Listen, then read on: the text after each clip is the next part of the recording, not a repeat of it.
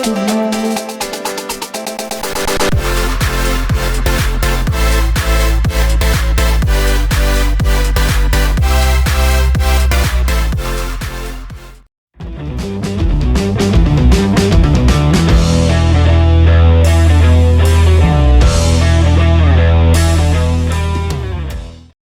right, everybody, welcome back into another edition of Keeping Up with Conquerors Athletics / football with head coach Marco Bryant of the Coosa Christian Conquerors. Coach, last week you had another region game and another region shutout and another region victory. You guys ended up winning 51-0 last week. Take us back to last Friday night and how all that transpired here at home. A very rare home game for the Conquerors. Very rare. We've had 3 home games. That's got to be crazy. The Road Warriors. Very disappointing, you know. It's my stupidity for the dumb scheduling I did. So it's all on me. We had a bunch of home games last year, but it's biting us this year. Gotcha. It's killing our gate. Yeah, definitely kill if you ain't here. Yeah. Last week, played Woodville's much improved team. They had some guys, I watched them warm up. I actually watched the first half of the game before I had to leave, but they started the game out with an onside kick and a good game plan. You guys ultimately kind of took control. What was it you seen on film from those guys heading into that game? Oh, they play a lot harder, and I thought their fits defensively were really sound. So they were definitely much improved, much improved. Yeah. So I thought so too. Yeah. I thought they had a pretty good game plan. I know you guys have been doing it by committee offensively. We'll talk about them in a second, but still, I don't know if I've ever seen this. I don't think I've ever seen this. Not giving up a point in region play.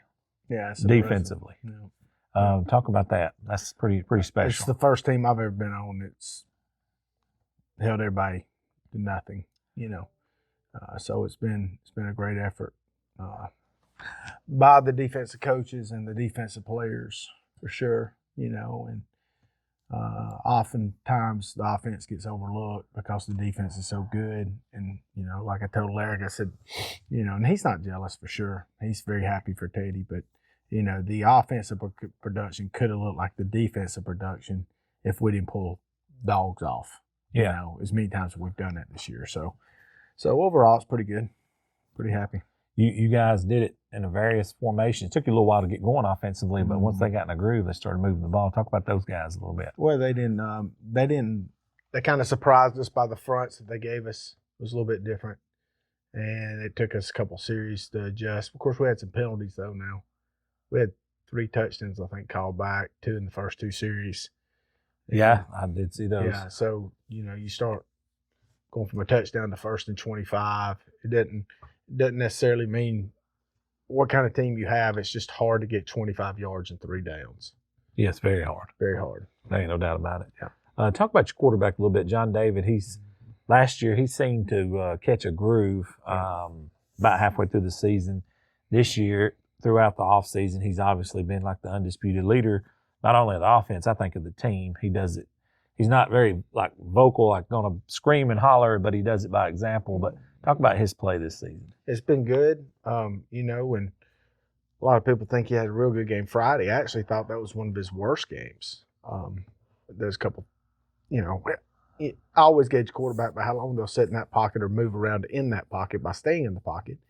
And I think he's developed not a bad habit, just the wrong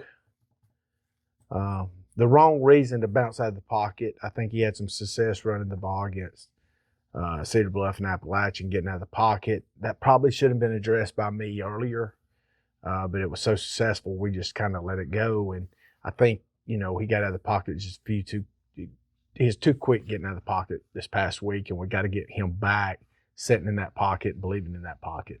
And he threw the ball well, though. Yeah. So. That's what my next he threw the ball well. Yeah. Talk about this receiving core and how some of these guys that stepped up, heading into this season, you was looking for that guy to step up, no matter who it may be. But it's really been by committee, the games that I've seen. Talk about these guys. Last year it was Jacoby, right? When we need to play down the field, we went to Jacoby. It was no shocker. What we were about to do was going to throw the fade to Jacoby, and he's going to go up and get it, most of the time win. We don't have that type of player this year. We've got guys that are just solid playmakers. With several, too many to name, to be honest with you. So overall, the offense has changed a little bit.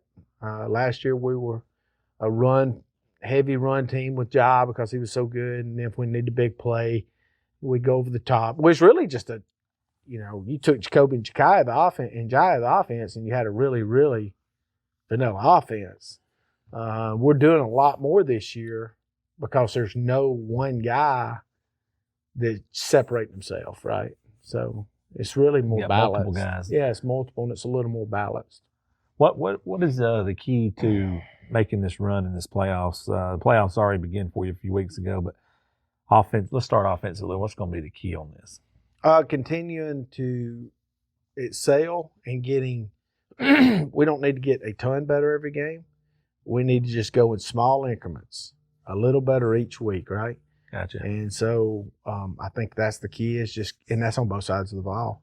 Just, getting this phone's blowing up. Just getting a little bit better each week, all right? And then staying healthy.